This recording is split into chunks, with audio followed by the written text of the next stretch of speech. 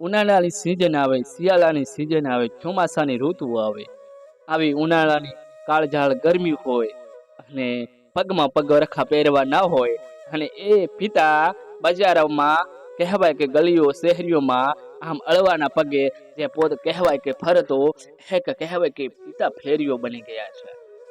પોતાનું ફળો વેચી અને પોતાનું ગુજરાન ચલાવે છે. બસ આ ફળો સાથે પોતાનું જીવન જોડાઈ ગયું છે અને બસ પિતા આ જ રીતે પોતાનું જીવન ગુજારી રહ્યા છે. ચાલો આજે પિતા વિશે થોડું જાણી લઈએ. એક નાનકડું ગામ છે માલિપા. એ નાનકડા ગામમાં એક ગરીબ પરિવાર રહેતો હતો. એ પરિવારમાં મા અને પિતા અને તેમનો નાનો એક દીકરો હતો.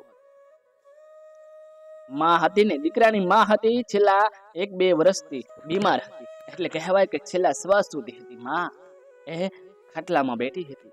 અને કહેવાય છે કે હા ઘરમાં કહેવાય કે કમાવા વાળું વ્યક્તિ, કહેવાય કે મજૂરી કરવા વાળું વ્યક્તિ, હા એક જ પિતા હતા. અને આ જવાબદારીના પોટલા હતા ને એ બધું પિતા ઉપર હતું. અને દીકરાને મોટો કરવો અને એના માની સારવાર કરાવી, આ બધું પિતા ઉપર છે. બસ જે ગામડાની અંદર માલિપા એ પિતા રહે છે, સાવ પિતા કેવા છે, ભોળા અને સાદા એ પિતા છે. ગરીબ પિતા છે, ભોળા સાદા. બસ આ રીતે પોતાનું જીવન એક કોણ જાણે, ઈશ્વર જાણે છે કે મારું જીવન કેવું છે. મનમાં દુઃખ છે ઘણા બધા, કોઈને શેર કરવું છે, કોઈને કેવું છે, પણ કોઈ સાંભળવા વાળું વ્યક્તિ આજ સુધી મને મળ્યો નથી. એક હું જાણું અને બીજું જાણે મારો ઈશ્વર. આ રીતે પિતા કહેવાય ગામડાની અંદર રહી અને મજૂરી કરે છે. કહેવાય કાળી મજૂરી કરે છે. કહેવાય કે પેટે પાટા બાંધી આ દીકરાને ઉછેર કરે છે. બસ પોતે આ રીતે પોતાનું જીવન જીવતા હતા. દુઃખોની તો વાત ન કરો. દુઃખોના તો કહેવાય કે નાનપણથી મેં સુખ નથી જોયું. મેં નાનપણથી દુઃખ જોઈને જોતો આવું છું. આ દિવસ સુધી મને સુખ નથી મળ્યું. હું દુઃખો સાથે જ મોટો થઈ ગયો છું. અને મારું હવે એમ લાગે છે કે મારું ઘડપણ છે ને બસ એ દુઃખો સાથે જ જતું રહેશે. બસ આ રીતે મારું જીવન છે. હે એ દીકરાની માં હતી, બીમાર હતી. એ માં એ બીમારીને સહન કરી ન શકી એટલે પોતે કહે છે ને, કહેવાય છે કે આ દુનિયા છોડી દીધી છે અને વિદાયો લઈ અને માં ચાલી ગઈ છે. અને પિતા અને એનો દીકરો બંને અલગ થઈ ગયા છે. કહેવાય કે આ ઘરમાં અછવાળું હતું અને હવે અંધારું છવાઈ ગયું છે. કહેવાય કે કહે કે માં કહું ને તો મારું મુખ ખુલી જતું. માં કહું ને મારું મુખ ખુલી જતું. આ ઘરની અંદર જે અજવાળું હતું ને એ હવે અજવાળું નહીં રહ્યું. હવે ત્યાં અંધારું થઈ ગયું છે. જે ઈશ્વરને ગમવું તે ખરું ભાઈ. જે ઈશ્વરને ગમે ને તે ખરું ભાઈ. હા પિતા બિચારા એકલા થઈ ગયા. દીકરો નાનો છે. દીકરાને ઉછેર કરવો, દીકરાને મોટો કરવો, દીકરાને મોટો કરવો, એનો ઉછેર કરવો એ કોણ? એ માં કરે છે. માં એને ટાઈમે જમાડે છે, ખવડાવે છે. માં એના કાલાવાલા કરે છે, એના પોતા બાંધવે છે. હવે આ પિતાને શું ખબર? આ પિતાને શું ખબર? એની માં દીકરાને મોટો કરી રહી છે અને આ જવાબદારી છે ને હવે આ પિતા ઉપર આવીને પડી ગઈ છે. એટલે એ બિચારા ગરીબ પિતા દીકરાની માં બની ગયા છે. તમે જુઓ ને એ દીકરાની માં બની ને દીકરાને ઉછેર કરે છે. એટલા બધા કાલાવાલા લાડ લડાવે છે કે એની માની યાદ ન આવે ને એટલા બધા કાલાવાલા પિતા કરે છે. હવે કહેવાય મેં મારી જિંદગીમાં, મારી ઉંમરમાં મેં ક્યારે સુખ નથી જોયું અને હવે મારું ઘડપણ છે ને એ દુઃખો સાથે જ છે. આ પિતા એ કહેવાય છે કે સમય જાય ક્યારે ભૂલી નથી જવાતો. એ સમય ક્યારે ભૂલી નથી જવાતો. બસ આ રીતે કહેવાય પિતા ગામડાની અંદર રહી માલિપા મજૂરી કરી અને પોતાનો દીકરો અને બંનેનું માંડ પૂરું કરીને આ રીતે ગરીબાઈમાં જીવન જીવાય છે. બસ પિતા આ રીતે જીવન જીવે છે. પણ કાંઈ વાંધો નથી, મારો દીકરો કાલે મોટો થઈ જશે, કાલ યુવાન થઈ જશે, કાલ કામે લાગી જશે. કાલ કામે લાગી જશે ત્યારે મને થોડું સુખ જોવા મળશે. બસ પિતા આવા વિચારો કરી અને પોતે કહેવાય છે કે પોતાનું જે ગરીબાઈમાં જીવન વિતાવે છે ને એ જ રીતે વિતાવે છે માલિકભાઈ. ગામડાની અંદર નાનું એવું ઘરડું છે, કહેવાય કે દેશી ઝૂંપડું છે. એ ઝૂંપડાની અંદર દીકરો ને બાપ બેઠેલા છે. બસ હે ઝૂંપડો, એ નાના ઝૂંપડાની અંદર પોતાનું આખું નાનપણ કહીએ ને, બાળપણ પિતાનું એ ઝૂંપડાની અંદર નીકળ્યું હતું, અને ગડપણે પણ એ ઝૂંપડાની અંદર નીકળી જશે. એ ઝૂંપડાની અંદર નીકળી જશે. કહેવાય કે સમય જેમ જેમ ધીરે ધીરે ધીરે સમય જાય છે, સમય વીતતો જાય છે, એમ ધીરે ધીરે કહેવાય કે દીકરો મોટો થાય છે. દીકરાને ઘણા લાડથી લડાવી અને આંખે પાટા બાંધી અને કહેવાય ઘણા હેતથી દીકરાને ઉછેર આ પિતાએ કર્યો હતો. કહેવાય કે દીકરાની ઉંમર, કહેવાય કે સમય જાય છે, દીકરાની ઉંમર થાય, અને દીકરાને ઉંમર એટલી થઈ ગઈ છે કે દીકરો ભણવા જાય ને એટલી ઉંમર થઈ છે. અને પિતા વિચાર કરે છે કે મારો દીકરાની ઉંમર છે ને એ ભણવાની થઈ ગઈ છે, મારે એને હારે કામે નથી લઈ જવું, મારે આને મજૂરી નથી કરાવી. મેં એક ગરીબાઈમાં જીવન જીવ્યું છે, મેં એક મજૂરી સાથે કરી, કાળી મજૂરી કરી, અને મેં મારું જીવન જીવ્યું છે, અને મારું ઘર પણ હળદું બસ આ મજૂરીમાં જતું રહ્યું છે. મેં મારા જીવનમાં ક્યારે સુખ નથી જોયું, મેં મારા જીવનમાં કઈ જોયું નથી. મારા જીવનમાં મેં કઈ જોયું નથી. એટલે મારો દીકરો છે ને એને ભણાવો છે, ભણે ગણીને મોટો થાય, કહેવાય કે આગળ વધે, સારી નોકરી મળે તો એનું જીવન છે એ સુખીથી જીવે, અને એની આવનારી પેઢી છે ને એ સુખીથી જીવી શકે, અને એ તો સુખ જોઈ શકે. બસ પિતા આવું વિચારી ને દીકરાને કહેવાય કે પ્રાથમિક શાળાની અંદર બાલિપા ભણવા મોકલી દે છે. અને પિતા બસ આજ મજૂરી કરે છે, બસ આજ રીતે કાળી મજૂરી કરી અને પોતાનું ગુજરાન ચલાવે છે.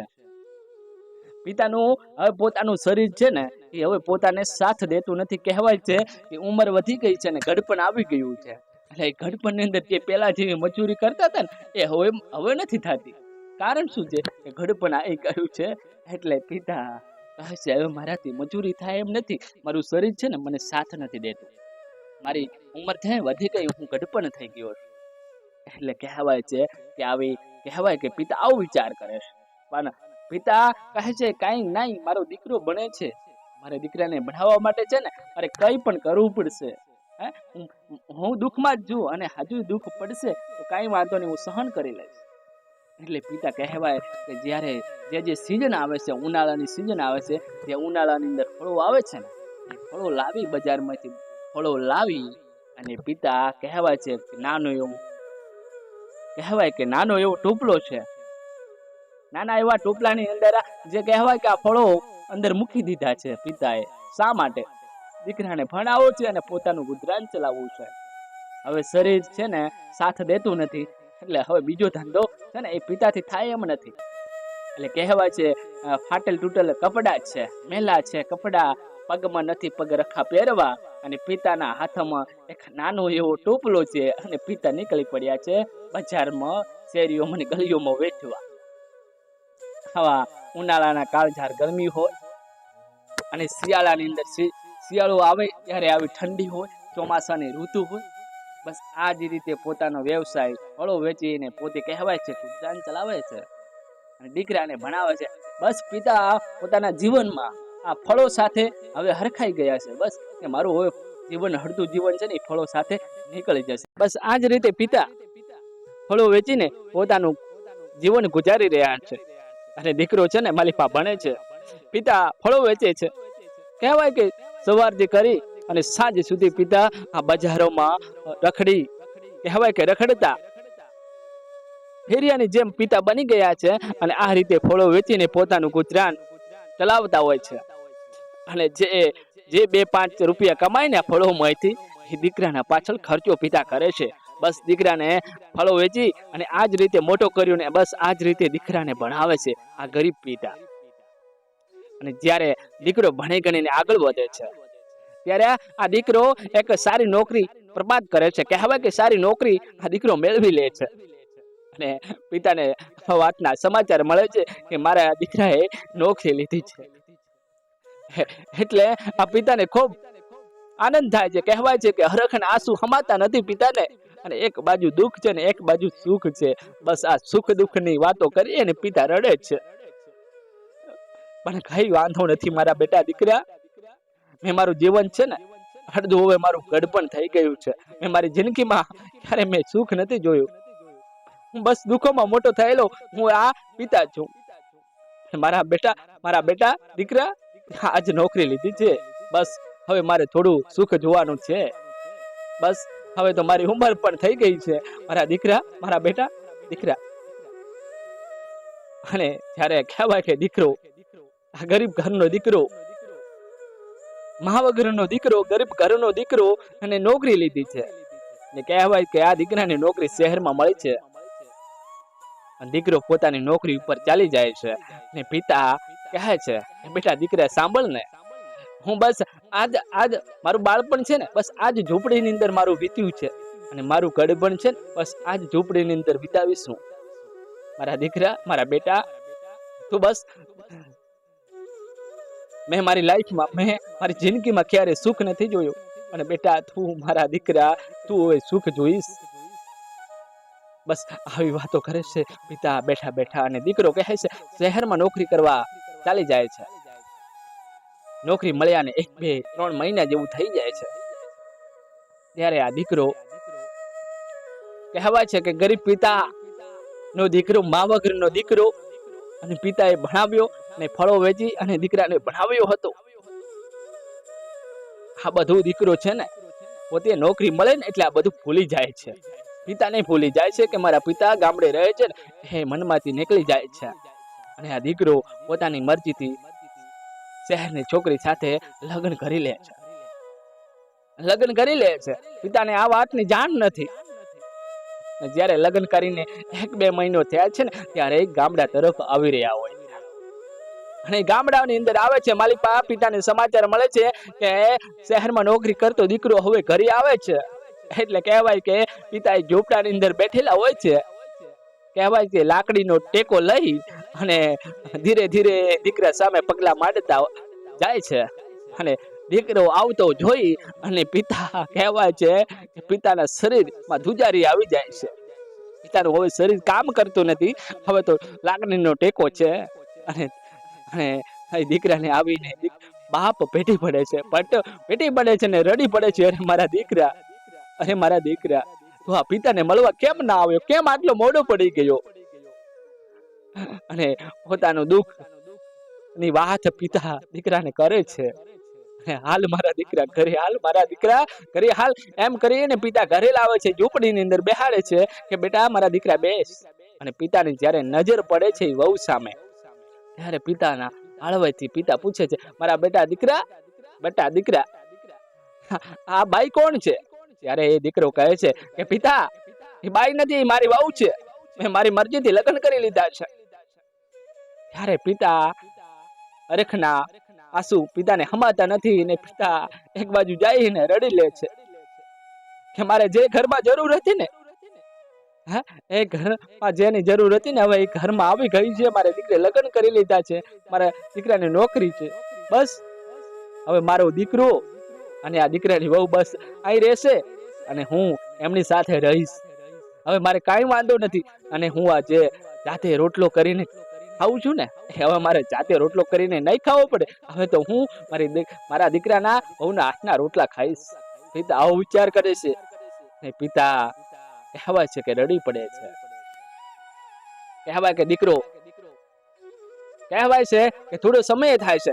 કહેવાય કે બપોરનું ટાણું થઈ જાય છે અને પિતાને કહે છે દીકરો કે પિતા સાંભળો છો ને? હા મારા દીકરા બેટા બોલ. હવે હું છે ને મારી નોકરી ઉપર નીકળું છું.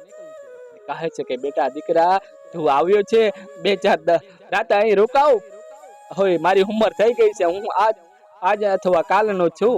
હવે ઘડીકનો હું મહેમાન છું બેટા. મારી ઉંમર તો સામો જો. પણ દીકરો કહે છે કે પિતા સાંભળો છો, આ શહેરની વહુ મોટા ઘરની વહુ છે. તમે આ ખરડા છો, તમારું શરીર છે ને હવે તો ગંધક મારે છે. તમારે ગંધક મારી રહ્યું છે. તમે ઘરડા છો, તમે જ્યાં ત્યાં આમ તેમ ગળફા થૂકો છો ને, એ મારી આ બહુને નહીં ફાવે. તમારી સાથે અહીં રહેવું નહીં ફાવે. પિતા સાંભળો, તમારું જીવન એટલું જીવી લેજો અને હું આજ પછી તમારો દીકરો નથી, ભૂલી જજો. હું હવે મારા શહેરમાં જઈશ, ત્યાં હું નોકરી કરી અને મારી જિંદગી છે ને હવે ત્યાં માણી લઈશ. આટલું કહી અને દીકરો નીકળી જાય છે મારા બાપ. ને આ બાપ ઘરમાં બેઠો બેઠો ખૂણામાં રડે છે અને દિવસોને યાદ કરે છે, દીકરાની માને યાદ કરે છે કે હે દીકરાની માં, તું ગઈ ને મને કેમ એકલો મૂકીને ગઈ? મને તારી સાથે લઈને જાવું હતું, પણ હવે આ તારો દીકરો જોઈ લે, તારા દીકરાને મેં મોટો કર્યો છે, મેં કઈ રીતે મોટો કર્યો, મેં કઈ રીતે ભણાવ્યો છે, મારો જેવું જાણે છે, અને આજ મને તારો દીકરો મૂકીને ચાલી ગયો છે. ને કહેવાય છે કે પિતાને આ દીકરો મૂકીને ચાલી જાય છે માલી બાપ. પિતા બસ એ ઝોપડાની અંદર કહેવાય કે જે લાકડી હતી ને, લાકડીનો ટવિયો રાખી અને પિતા બેઠા બેઠા રડે છે. પિતા વિચાર કરે છે ગમે એટલું કમાઈ લેજો, ગમે એટલું કરી લેજો, કઈ હંગાત આવવાનું નથી, બસ એક આ મારી લાકડી છે એ જ આવવાની સંગાત છે. મિત્રો ખરેખર આવા દીકરા ભગવાન ના આપે ને તો સારું છે, આના કરતા પથરા આપે તો પણ સારું કહેવાય છે. કે પિતાએ, ગરીબ પિતાએ પોતાના જીવનમાં કેટલો સંઘર્ષ કર્યો, દીકરા પાછળ કેટલી મહેનત કરી છે. દીકરાને ફળો વેચી મોટો કર્યો અને ભણાવ્યો હતો, અને આજ દીકરો પોતાના ગરીબ બાપને ભૂલી અને ચાલી ગયો છે. મિત્રો ખરેખર ક્યારે આવું ન કરવું જોઈએ મારા બાપ. ભગવાન છે એ મા બાપ છે આપણા, અને આનું પરિણામ છે ને આગળ જતા આપણે ખૂબ ભોગવવાનો વારો આવે છે. ખરેખર આ પિતા સાથે જે બન્યું ને એ બહુ ખોટું થયું છે. મિત્રો આજનો બસ આટલો વિડીયો હતો. વિડીયો ગમ્યો હોય તો લાઈક, શેર કરી અને ચેનલને સબસ્ક્રાઇબર કરજો. ફરી આવા મળીશું નવા વિડીયો સાથે. નમસ્કાર.